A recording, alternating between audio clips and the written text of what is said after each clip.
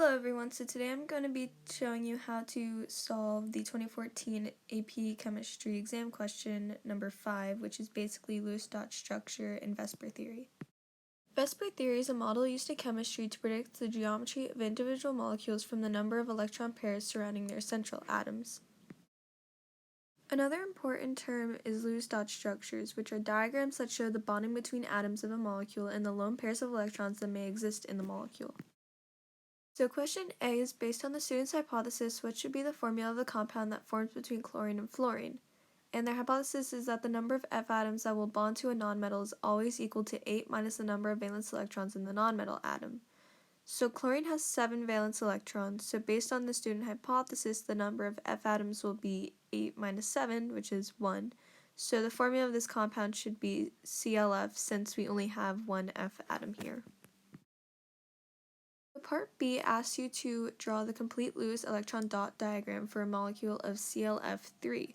Since ClF3 has 4 atoms in this molecule and you have 7 valence electrons, the total valence electrons is 28.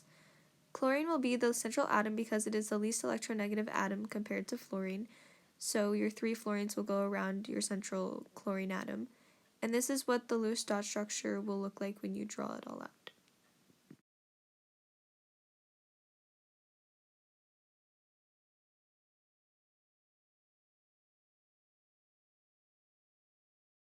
Question C is two possible geometric shapes for the ClF molecule are trigonal planar and T-shaped. The student does some research and learns that the molecule has a dipole moment.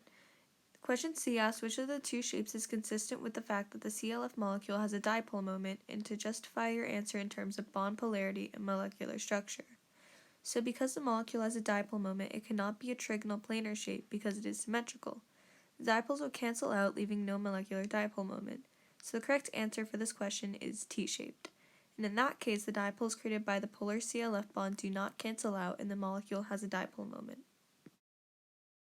So question D says, based on concepts of atomic structure and periodicity, propose a modification to the student's previous hypothesis to account for the compounds that form between halogens and fluorine.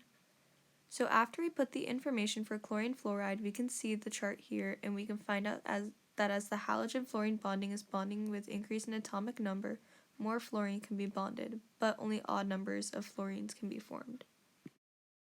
So in conclusion, Vesper theory is a model used to predict the geometry of molecules based on minimizing the electrostatic repulsion of a molecule's valence electrons around a central atom. To determine the Vesper geometry of a molecule, the first step is to find its Lewis structure, then find the number of lone pairs and number of electron groups. And finally, we can apply this to determine the correct Vesper shape of the molecule.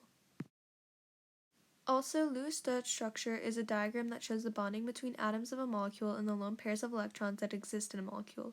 It provides a visual representation of the location of atoms and the relative distribution of electrons. Additionally, when we draw a Lewis diagram, you need to put the least electronegative atom in the center and connect terminal atoms to it with single bonds.